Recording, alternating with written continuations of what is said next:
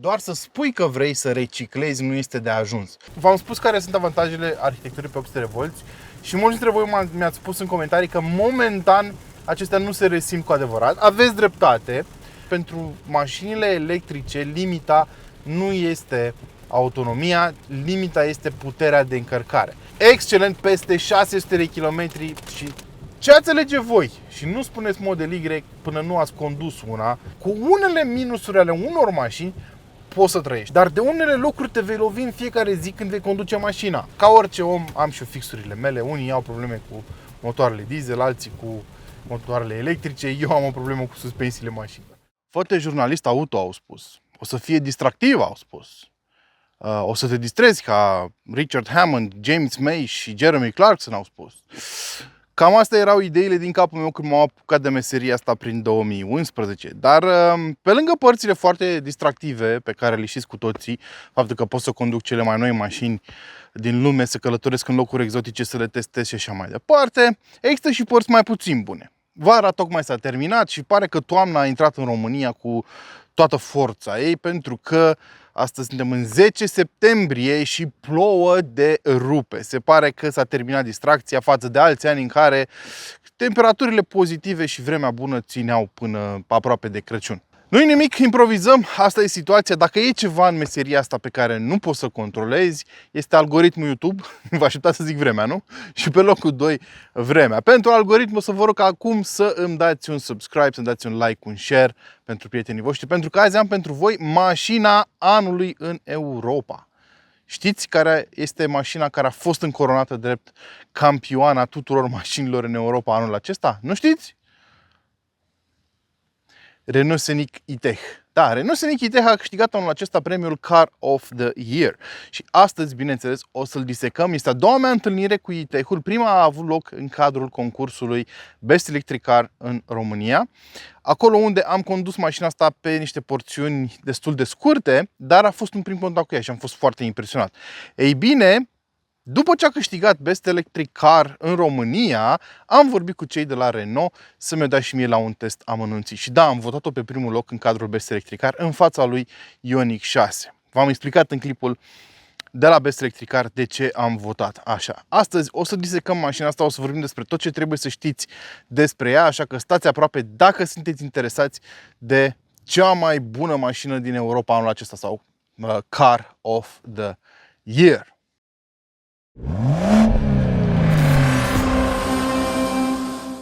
Și în ciuda ploii care mă face deja să regret că am început să filmez aici, da, din păcate uneori nu pot să alegi nici vremea, nici momentul în care trebuie să filmez, pentru că mâine trebuie să duc mașina înapoi, astăzi chiar trebuie să fac această filmare, dar nu o să mă topesc, prefer oricând să mă plouă așa decât să fie foarte cald.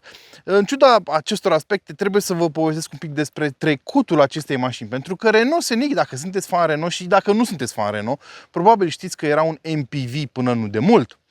În familie am avut un Renault Scenic pentru foarte mulți ani și era o mașină foarte interesantă care de la început a avut câteva elemente la care a ținut foarte, foarte mult. De exemplu, primul Scenic a fost practic un concept. Era un concept, numele Scenic vine de la traducerea frazei concept de siguranță întruchipat într-un vehicul inovator și nou, ceva de genul acesta. Asta însemna Scenic, da? Era un acronim. Și iată că modelul nou încearcă să urmeze în ceea ce a început în 1996 originalul. Originalul folosea foarte multe materiale reciclate încă din 1996 și era foarte concentrat pe siguranță și pe practicalitate. De altfel, Scenicul este creditat în mare parte cu inventarea nișei MPV aici în Europa. Era o mașină foarte practică și a fost foarte iubită, deși inițial a fost prezentată sub numele Megane Scenic, pentru că făcea parte din gama Megane inițial. Ulterior a devenit un model de sine stătător și acum s-a transformat din MPV într-un fel de crossover SUV, cum vedem foarte des în ziua de azi pe modele electrice, pentru că poziționarea asta destul de înaltă pe verticală le oferă producătorilor capacitatea să înglobeze bateriile în podea. Dar hai să ne uităm îndeaproape la ce propune Scenicul din 2024.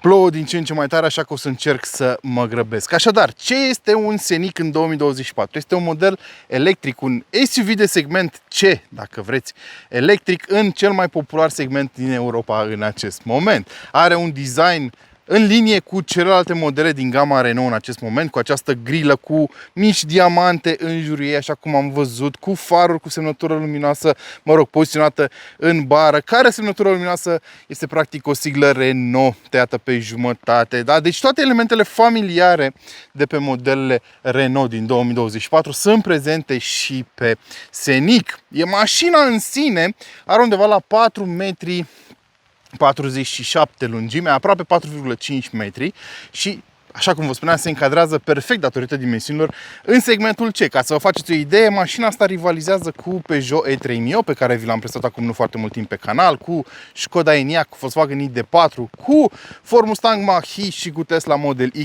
bine înțeles. În această echipare pe care o vedeți aici avem echiparea Esprit Alpine cu o culoare satinată, un gri satinat la exterior, care arată foarte bine, combinat cu acest acoperiș negru. Este o opțiune pe care poți să o bifezi în configurator.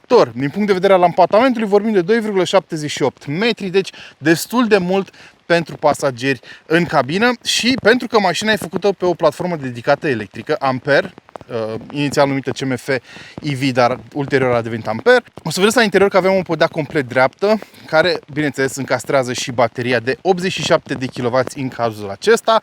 Jantele pot fi de 19 sau de 20, aici avem jantele de 20, pentru că vorbim de un model foarte bine echipat și în spate avem stopuri foarte subțiri. Mașina arată foarte bine, vă spun, în persoană, este impresionantă, dar cel mai impresionant este faptul că avem un portbagaj uriaș, 545 de litri de stocare avem aici în portbagaj, foarte, foarte mult și deși buza de încărcare e foarte adâncă, o să-ți încapă foarte multe bagaje, da, va fi greu să le scoți, iar sub podea mai avem niște spațiu de depozitare unde poți să spui lejer cabluri și alte mărunțișuri. Da? Cam așa arată bancheta spate fracționabilă 40-20-40 și aici avem o cameră. O să vă arăt mai târziu ce face camera asta. Hai să ne urcăm o mașină că sunt ud leoarcă. Încă un detaliu, mânerele ușilor, așa cum puteți să vedeți, în mod normal când e încuiată mașina sunt la nivel cu portiera. Când descui mașina, ies în exterior să poți să deschizi ușa. Bun, ne-am urcat în mașină să ne adăpostim puțin de ploaie. Hai să vorbim puțin de materialele folosite. Pe panoul ușii avem un plastic destul de dur, la fel aici în această zonă, nu doar în zona de sus.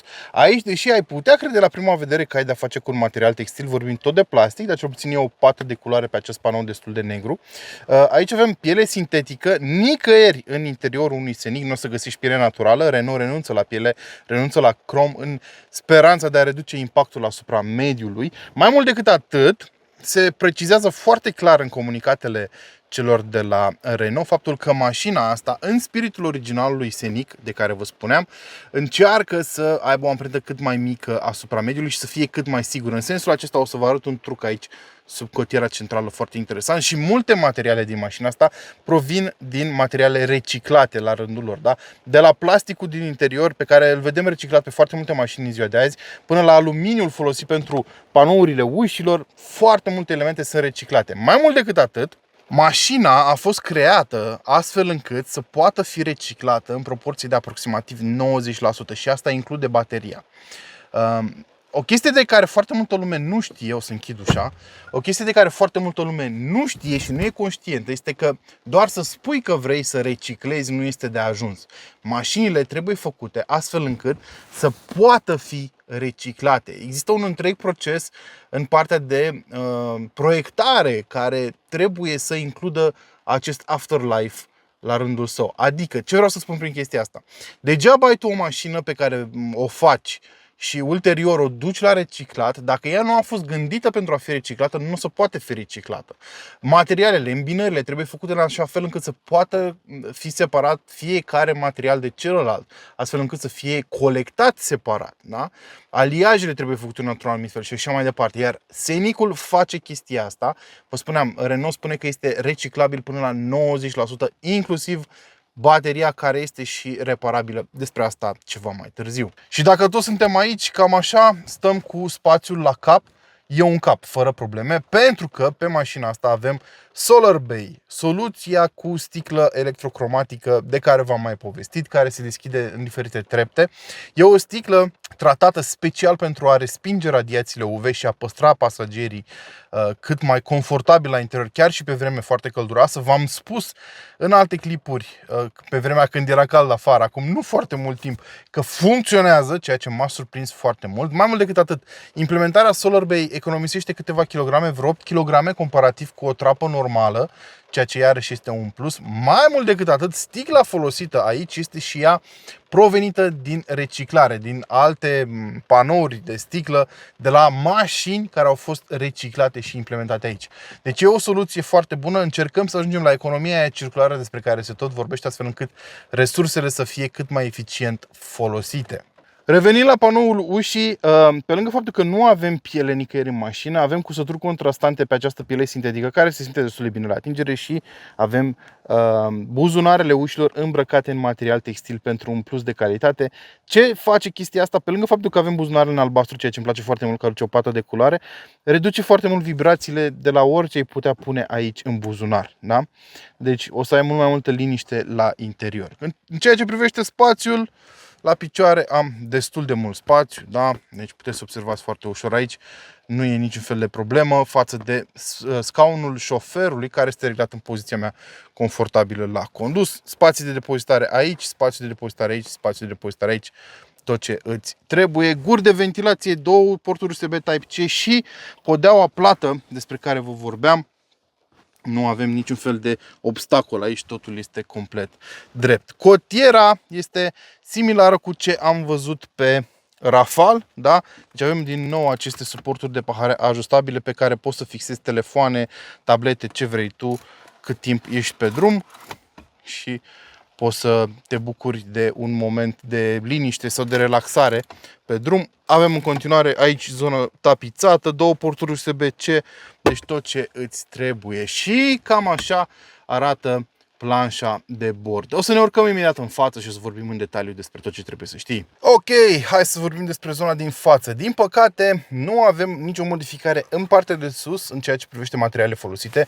Vorbim în continuare de un plastic reciclat, dar destul de dur la atingere. Aici iarăși avem plastic, dar aici în partea de jos avem un material moale față de panoul din spate unde aveam tot plastic, da? În continuare, buzunare destul de mari, bine, asta e o sticlă de jumate, dar îți încape și una de 1 litru și un bord pe care deja îl știm de pe foarte multe mașini. Este noul limbaj de design al celor de la Renault. Îmi place cum se continuă această linie albastră și pe bord și pe uși.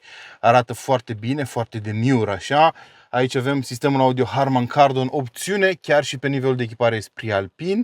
Și aici avem stâlpul A îmbrăcat într-un material gri deschis, care mai taie un pic din negrul acesta apăsător de la interior. Dacă e o critică pe care o am, este dimensiunea acestui stâlp A, e destul de butucănos și îți ia un pic din vedere atunci când ești la volan. Parasolar, tot ce trebuie, bineînțeles, și volanul Renault, nici el nu este îmbrăcat în piele, deși pare a fi piele, e o piele sintetică cu sături contrastante aici, arată foarte bine, cu butoane fizice pe volan, cum îmi place mie, și butonul pentru multisens.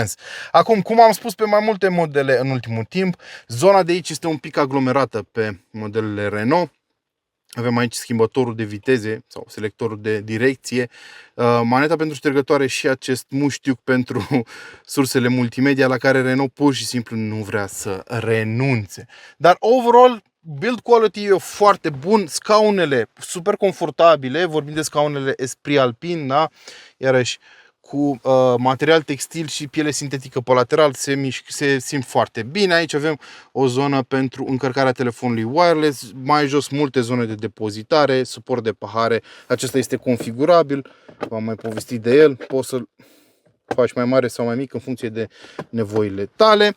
Iar aici avem o consolă centrală, mă rog, o cotieră foarte interesantă, foarte mult spațiu aici.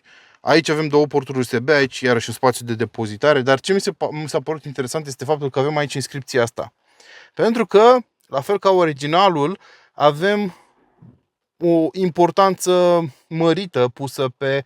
Avem un accent foarte important pus pe siguranță și avem airbag central pe mașina asta în standard. Hai să pornim sistemul de infotainment, care este OpenR Link cu Android, da? Am mai vorbit despre chestia asta. Poți să instalezi aplicații direct pe mașină. Sunt undeva 50 de aplicații în magazinul Play disponibile pentru mașină și poți să le instalezi. Dacă nu vrei, poți să folosești în continuare Android Auto sau Apple CarPlay fără fir, fără niciun fel de problemă. Aici în partea de jos avem, hai să și pornim climatizarea, da? Zona de climatizare cu butoane fizice. Mulțumim Domnului pentru chestia asta. Poți să configurezi mașina în foarte multe feluri. O chestie foarte drăguță pe care am descoperit-o pe modelele Renault recente este faptul că poți să configurezi foarte multe detalii, de exemplu în meniul viața la bord, viața cu lui, poți să setezi ca cele 48 de culori ambientale să se schimbe automat, da? Deci se adaptează în funcție de perioada zilei, în timpul zilei, cum mine acum, mă rog, ai niște lumini mai aprinse, seara lumini mai calde, astfel încât să te relaxeze la bordul mașinii. Îmi place foarte mult chestia asta. Sau poți să le setezi tu personal, dacă vrei. Poți să-ți configurezi modurile de condus, dinamica vehiculului, uitați, poți să trec pe modul sport, normal sau off. Deci foarte multe detalii pe care le poți configura pe mașină. Faptul că avem un sistem de infotainment bazat pe Google nu înseamnă doar că poți să instalezi aplicații direct pe mașină. Ai și alte avantaje, cum ar fi integrarea Google Maps cu mașina. Și integrarea asta se face din ce în ce mai adânc, la niveluri din ce în ce mai profunde pentru mașină și te poate ajuta foarte mult. De exemplu, hai să dăm o destinație, da? Îi zicem mașinii să ne ducă la Sibiu. Aceasta va calcula traseul și va lua în calcul și încărcările de care ai nevoie. Mai mult decât atât, spre deosebire de un sistem de navigație nativ al mașinilor, cu care eram de altfel obișnuiți până acum, pentru că folosim Google Maps, acesta este updatat mult mai repede și este mult mai precis. Mai mult decât atât, include toate stațiile, toate rețelele de încărcare de care ai putea avea nevoie și de care ai auzit și nu ai auzit. Da? Deci aici mi-arată încărcarea la Bucoviec, adică București, nu știu ce mi-apare așa, la o stație OMV cu un charger de 300 de kW. Îmi spune că ar trebui să stau acolo 39 de minute și că aș ajunge la Sibiu fără să mai încarc cu 23%.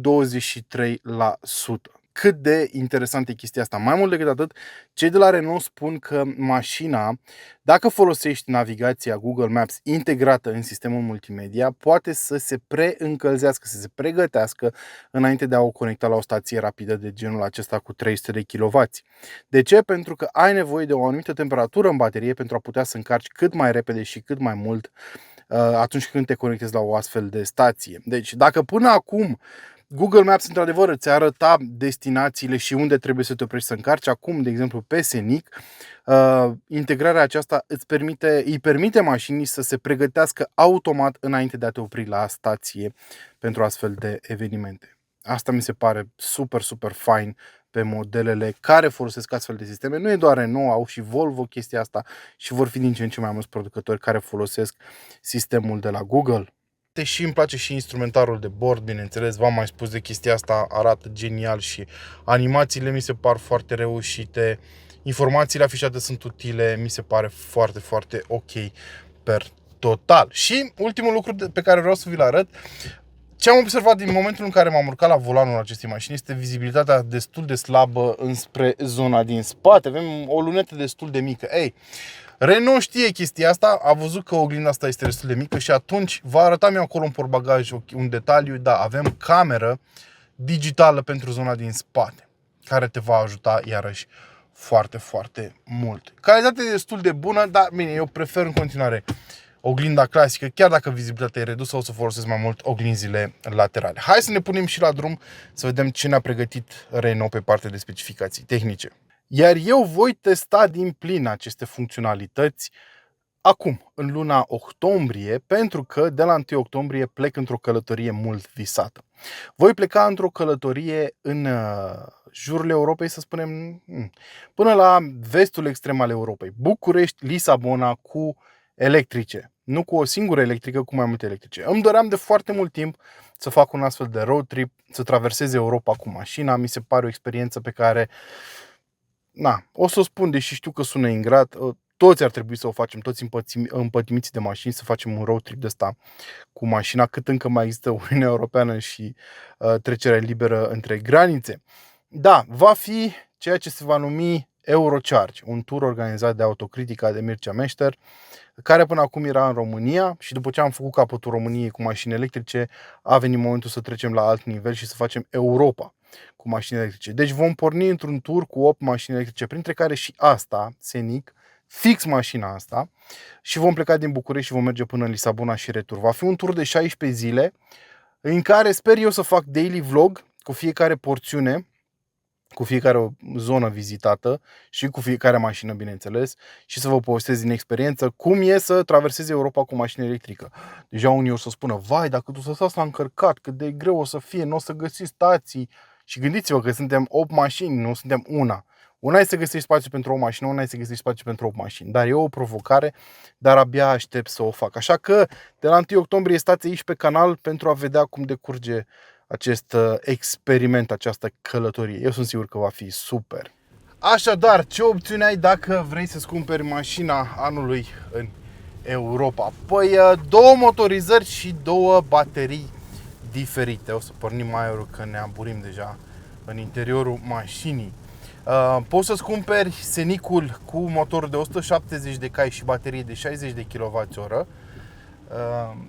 Sau poți să-ți cumperi Scenicul cu motor de 220 de cai și baterie de 87 de kWh. 87 de kWh e mult, credeți-mă, pentru o mașină de dimensiunea asta e mult, e o baterie destul de mare. E impresionant cum au reușit să o împacheteze astfel încât să încapă pe această platformă CMF EV sau Ampere. Și e o performanță în sine. Bateria vine de la LG, apropo, este servisabilă și, cum vă spuneam, este reciclabilă 90%. Nu mă refer la faptul că poate avea un second life, cum se întâmplă în cazul multor mașini electrice și baterii de la mașini electrice, da, care de multe ori, când nu mai au mai mult de 80% sau 70% capacitate de stocare, sunt retrase și sunt folosite în bancuri de baterii pentru acasă sau pentru rețele și așa mai departe. Nu, bateria asta poate fi reciclată literalmente și toate elementele din interior ei pot fi refolosite pentru o altă baterie. Ceea ce mi se pare foarte tare. Mai sunt și alți producători care lucrează la chestia asta și au astfel de soluții, dar Renault este unul dintre puține branduri care chiar comunică pe tema asta destul de bine. Noi aici avem versiunea de 220 de cai cu bateria de 87 de kWh. Există niște diferențe și pe partea de încărcare. Bateria mai mică poate să încarce cu 130 de kW, în timp ce aceasta poate să încarce cu 150 de kW. Și da, arhitectura asta este pe 400 de volți. Mi-ar fi plăcut să fie pe 800, cei drept, dar v-am spus care sunt avantajele arhitecturii pe 800 de volți și mulți dintre voi mi-ați spus în comentarii că momentan acestea nu se resimt cu adevărat. Aveți dreptate. Dacă ar fi să-mi doresc o mașină electrică pentru viitor, aș dori ca ea să aibă arhitectură pe 800 de volți, dar într-adevăr, în momentul acesta, nu ai posibilitatea de a te folosi de toate avantajele unei platforme pe 800 de volți, pentru că infrastructura încă nu are multe încărcătoare peste 200 de kW. Dar cel mai important atunci când vorbim despre puterea de încărcare a unei mașini este curba de încărcare, nu vârful de încărcare. Chiar unul dintre voi mi-a spus în comentarii acum câteva zile că, domnule, degeaba laud eu modelele Hyundai ca o platformă pe 800 de volți dacă încarcă cu doar 233 de kW, când Tesla pe 400 de volți ajunge la 250 de kW. Și am explicat că nu asta contează, nu contează vârful de putere pe care îl poți obține la încărcare. Ce contează este cât de mult e susținut acel nivel de putere. Pentru că poți să atingi 250 de kW pentru 3 minute, dar nu te ajută foarte mult. Mai bine încarci cu 200 de kW, dar pe toată durata încărcării, nu? Ideal, dar nu se întâmplă chestia asta. Ei, eu am testat mașina asta în cadrul Best Electric Car și am observat că are o curbă de încărcare foarte bună. Deci îmi păstrează peste 100 de kW putere, chiar și peste 80% încărcare. Și știți că de obicei mașinile electrice, când ajung la 80% încărcare, încep să scadă puterea de încărcare pentru a proteja celulele. Ei, aici avem un nivel de putere destul de ridicat, cam pe toată plaja, între 10 și 80%. Mașina asta se încarcă destul de eficient. Și asta mi-a plăcut. Deci ceea ce contează cel mai mult la mașini electrice nu este vârful de putere, ci curba de încărcare. Trebuie să rețineți chestia asta. Conform celor de la Renault, poți să ajungi de la 10 la 80% undeva la 26 de minute, ceea ce este în linie cu majoritatea mașinilor de pe piață, dar țineți cont că avem și o baterie destul de mare. Nu e același lucru să ajungi de la 10 la 80% la o baterie de 87 de kW cu o baterie de 64 de kW sau de 60 de kW. Sunt lucruri foarte diferite. Cantitatea de energie livrată e diferită. Dar pe tine probabil te va interesa mai mult autonomia mașinii acestea, pentru că pentru foarte multă lume ăsta este călcâiul lui Ahile și din punctul meu de vedere greșesc când spun asta, pentru că am spus-o de nenumărate ori, pentru mașinile electrice limita nu este autonomia, limita este puterea de încărcare. Am condus multe mașini termice cu puteri foarte mari și cu rezervoare minuscule, care nu aveau autonomii mai mari decât o electrică decentă din ziua de azi. Nu aveau mai mult de 3-400 de km autonomie. Avantajul unei mașini termice este faptul că alimentarea durează puțin. Dacă ar fi la fel și în cazul mașinilor electrice, n-am mai fi nicio problemă, toată lumea ar trece pe electric. Da? Numai că în momentul de față ai niște limitări pe partea de încărcare și de infrastructură. Nu sunt foarte mari, eu sunt un avocat al electricelor pe de o parte, pe de altă parte nu, mă rog. Autonomia. Eu am fost foarte surprins de cât de eficientă e mașina asta. Am avut un consum în oraș de aproximativ 16 kWh, adică o autonomie de peste 530 de km reală prin oraș, în toate tipurile de trafic, ceea ce mi se pare excelent. Apoi pe DN am scos peste 600 de km autonomie cu mașina asta, un consum de undeva la 14 și un pic, ceea ce mi se pare iarăși excelent, peste 600 de km și slavă Domnului, din cauza că nu avem autostrăzi, de multe ori mergem pe drumuri naționale. Iar pe autostradă consumul a urcat spre 20, o autonomie de undeva la 400 de km. Ce mai vrei?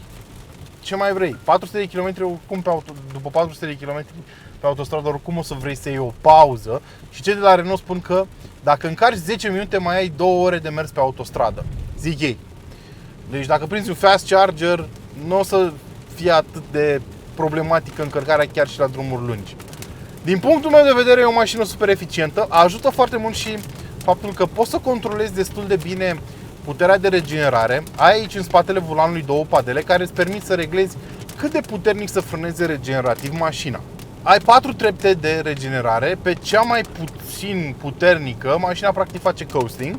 Apoi poți să activezi prima treaptă, a doua, a treia, mă rog, și dacă luăm în considerare și pe prima, ai 4 trepte de regenerare. Și asta îți permite să folosești foarte eficient mașina prin oraș, te poți juca cu aceste trepte, astfel încât să nu folosești aproape deloc pedala de frână, mașina să frâneze foarte mult regenerativ. Din păcate nu avem one pedal drive, adică sistemul ăla în care mașina frânează regenerativ până la 0 km/h, te aduce la stop. Cei de la Renault spun că vom primi un update over the air pentru mașină care va implementa și această funcție, one pedal drive. Dar oricum o să frânezi mecanic foarte puțin doar la final. Altfel, dacă ai puțină grijă, poți să recuperezi foarte multă energie și asta face mașinile electrice super eficiente. Faptul că, spre deosebire de mașinile termice, unde pe decelerare pur și simplu pierzi moment mecanic, aici poți să recuperezi energie pe frânare, pe decelerare. Și asta le face super eficiente. Și practic de asta ai și niște probleme la viteze mai mari sau în afara orașului, pentru că nu ai destul de multe sesiuni în care să și frânezi astfel încât să recuperezi energie, spre deosebire de exploatarea mașinilor electrice în oraș. Cât despre cum se conduce mașina, mi se pare excelentă.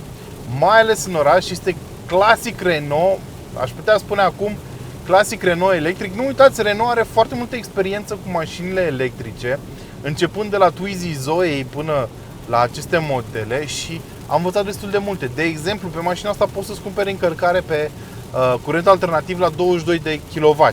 E o opțiune, într-adevăr, nu mi se pare ok că e o opțiune, dar mă rog, măcar poți să ți-o cumperi, spre deosebire de alți producători care nu-ți oferă nici măcar posibilitatea să cumperi încărcarea pe 22 de kW. Și asta te poate salva de foarte multe ori, dacă să spunem că e aglomerat la o stație, da? Și nu poți să încarci rapid, n-ai un conector CCS disponibil, poți să folosești încărcarea pe Type 2 la 22 de kW. Și având în vedere că bateria are 87 de kWh, să spunem, în 4 ore maxim ți-ai încărcat mașina, dar poți să adaugi 22 de kW într-o oră. Asta înseamnă că poți să adaugi autonomie de undeva la 150 de km într-o oră. Nu e ideal, dar e ceva față de alți producători care nu-ți oferă asta. Ți oferă Renault, pe de altă parte, pompă de căldură în standard, iarăși o chestie pe care alți producători nu ți oferă în standard. Și revenind la cum se conduce ca un Renault. Foarte ușor, serviciul este foarte ușoară, dar foarte directă. Pedala de frână nu îmi place în mod special, pentru că e foarte moale și foarte sensibilă în același timp. Trebuie să ai mare grijă cu ea. E o zonă în partea de început a cursei care nu-ți comunică absolut nimic și deodată începe frânarea mecanică foarte brusc, dar trebuie să te obișnuiești un pic cu modularea acestei pedale. Pedala de accelerație, chiar și modul normal de rulare, este foarte sensibilă, mașina pleacă foarte repede de pe loc. Și dacă o dai în modul sport, se schimbă și mai tare această livrare a puterii. Avem 300 de Nm pe această versiune cu 220 de cai care sunt livrați instantaneu. Mașina face 108,4 secunde. Nu e neapărat o mașină care să trupă capul cu viteza, dar nu asta a fost ideea, cred eu. Cred că cei de la Renault își cunosc foarte bine clienții și știu de cam câtă putere au nevoie. 220 de cai îți ajung fără niciun fel de problemă pentru mașina asta, mai ales din moment ce cântărește doar 1,8 tone. Și asta este o performanță în sine. Mulți rivali din acest segment sunt mult mai grei, chiar dacă sunt construiți pe platforme dedicate electrice. De exemplu, rivalul francez al celor de la Peugeot E3008 are vreo 300 de kg în plus și nu are o baterie mai mare, are o baterie de 73 de kWh. Deci, bravo Renault că a reușit să facă o mașină atât de ușoară. Știm cu toții că la mașini electrice greutatea e o problemă. 1800 de kg pentru un SUV de segment C, mai ales electric, mi se pare foarte, foarte bine. Dar ce m-a surprins cel mai mult la mașina asta este cât de bine se conduce. Suspensia este incredibil de confortabilă și silențioasă, inclusiv pe jantele acestea de 20 de inch, care nu sunt mici sub nicio formă. Dar ce m-a surprins foarte mult e cât de stabilă e mașina în curbe. V-aș arăta, dar plouă foarte tare afară și nu vreau să mă risc pe o suprafață alunecoasă. Am testat asta ieri. Mașina stă foarte bine pe curbe. Avem suspensie multilink pe spate, care ajută foarte mult și depășirile sunt absolut foarte ușor de făcut. Dar repet, mi se pare genial cât de bine stă pe viraje mașina asta, deși sunt absolut convins că nu asta a fost preocuparea principală a inginerilor atunci când au dezvoltat-o. Per total e o mașină care îți poate acoperi un spectru foarte larg de nevoi, de la o nevoie de eficiență, și am zis, mi se pare super eficientă mașina, până la o nevoie de autonomie destul de mare, până la 630 de km reali testați de mine, până la nevoia de spațiu și mai ales de confort și ocazional și de sportivitate. Da, când apeși mai tare pe pedala de accelerație, uneori puntea față are tendința să rupă aderența. Nu foarte rău, dar se simte uneori. E o chestie pe care am simțit-o și pe alte mașini electrice, pe unele chiar foarte rău. Pe mașina asta avem anvelope Michelin care ajută destul de mult din punctul ăsta de vedere să pună puterea jos. Și overall mi se pare o mașină foarte reușită. Și înțeleg de ce a fost aleasă Car of the Year. Chiar are un spectru foarte larg de atribute care acoperă o varietate foarte mare de nevoi pentru foarte mulți clienți și nici prețul nu mi se pare foarte mare. În România începe de la un pic sub 40.000 de euro. Avem 3 niveluri de echipare, spre deosebire de alte piețe unde avem și Iconic ca nivel de top. Aici nu avem Iconic, avem nivelul de echipare Esprit Alpine pe care îl vedeți pe mașina asta drept nivel de top. Mașina pe care o conducem noi cu toate opțiunile bifate, inclusiv sistemul audio Harman Kardon, inclusiv Solar Bay și multe altele, costă undeva la 52.000 de euro, din care scazi, bineînțeles, bonusul Rabla Plus, care acum chiar este accesibil pentru foarte multă lume, că a scăzut la 5.000 de euro și mulți oameni și multe fonduri rămân necheltuite pentru că oamenii sunt mai reticenți. După ce ei învățat cu un bonus de 10.000 de euro normal că o să strâmbe din nas când le dai doar 5.000 de euro din partea statului pentru achiziția unei mașini. Cât despre rivali, v-am spus deja care sunt: Model Y, Enyaq, ID4, Ford Mustang Mach-E, Ariya, Nissan Ariya. Sunt foarte mulți rivali în acest segment, pentru că aici se pare că se bat cel mai rău producătorii de mașini electrice. Segmentul de crossovere compacte. Ce ați alege voi? Și nu spuneți Model Y până nu ați condus una și ați văzut ce înseamnă suspensia. Eu știu că sună de parcă sunt o moară obosită aici, când tot mă plâng de suspensia unor mașini. Din punctul meu de vedere, ca să explic și fixația asta pe care o am, cu unele minusuri ale unor mașini poți să trăiești. Nu o să te lovești în fiecare zi de un plastic prost în zona inferioară a unui panou de ușă. Nu o să te lovești în fiecare zi de, nu știu, o problemă de ergonomie la climă. O lași de multe ori pe auto și aia e. Nu o să te lovești de foarte multe ori de o problemă cu spațiul interior. Să spunem că uneori ai de cărat niște lucruri, uneori n-ai de cărat niște lucruri și ți ajunge spațiul interior sau cum a fost mașina compartimentată. Dar de unele lucruri te vei lovi în fiecare zi când vei conduce mașina. Și printre ele se numără suspensie. Dacă nu ai o suspensie făcută cum trebuie, confortabilă, dar nu neapărat confortabilă, cât rafinată, că sunt unele mașini sport care nu sunt neapărat confortabile, dar au o suspensie rafinată care își face treaba cum trebuie, tu te vei lovi de problema aia de fiecare dată când conduci mașina. Și la un moment dat o să te saturi de chestia asta. Și din păcate unele mașini au suspensii care nu numai că sunt rigide, dar sunt lipsite de rafinament. Asta este problema. Ce înseamnă rafinament? Înseamnă să, ok, poți să treci peste un dâmb, da? Și să-l simți într-o mașină rigidă, dar poți să-l și auzi într-o mașină cu o suspensie nerafinată și poți să-l simți într-un anumit fel.